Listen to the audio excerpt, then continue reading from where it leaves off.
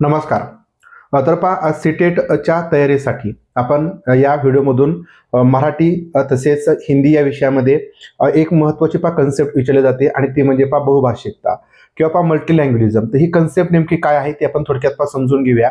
तर आपल्या वर्गामध्ये जे काय विविध प्रकारच्या विविध भाषा बोलणारे विद्यार्थी असतील, म्हणजे विविध प्रथम भाषिक विद्यार्थी असतील ज्यांची मातृभाषा ही वेगवेगळी असेल, म्हणजे काहींची मराठी असेल, काहींची हिंदी असेल, काहींची उर्दू, काहींची इंग्लिश असेल.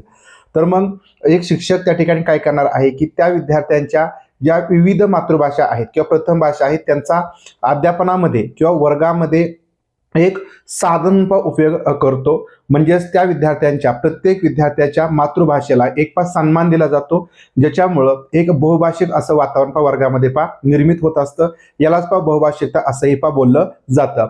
तसेच या ठिकाणी मातृभाषा आधारित बहुभाषिकता ही सुद्धा एक त्याच्यामध्ये कन्सेप्ट असते. म्हणजे थोडक्यात काय की मातृभाषेवरून आपण प्राथमिक शिक्षणापासून सुरुवात करायची आणि टप्प्याटप्प्याने आपण इतर भाषा या ठिकाणी आत्मसात करायच्या किंवा शिकायच्या.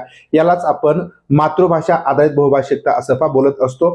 तर ही ज्या काही दोन्ही कन्सेप्ट तुम्हाला मी सांगितल्या किंवा बहुभाषिकता ही एकच कन्सेप्ट आहे, त्याच्या अंतर्गत ही मातृभाषा आधारित बहुभाषिकता ही कन्सेप्ट आहे. याच्यावर तुम्हाला प्रत्येक परीक्षेमध्ये भाषा पहिली असेल किंवा भाषा दुसरी असेल याच्यामध्ये एक प्रश्न हमखास विचारला जातो. आणि त्यासाठी जर तुम्हाला इतर महत्त्वाच्या कन्सेप्ट किंवा त्याच्यावरती प्रश्न बघायचे असतील तर या व्हिडिओला मी एक जो आपला सेशन लाईव्ह सेशन आहेत तर त्याचे व्हिडिओ मी अटॅच करतो. ते व्हिडिओज बघा, म्हणजे तुम्हाला सगळ्या गोष्टी क्लिअर होतील. आणि अशाच प्रकारे तुम्हाला सीटेट संदर्भात संपूर्ण गाईड मिळवायचं असेल, चांगल्या प्रकारचे मार्गदर्शन मिळवायचं असेल तर हा चॅनल तुम्ही फॉलो करा, चॅनल सबस्क्राईब करा आणि व्हिडिओ शेअर करा. तर कन्सेप्ट तुम्हाला समजली असेल तर नक्की व्हिडिओ लाईक करा आणि व्हिडिओ शेअर करा.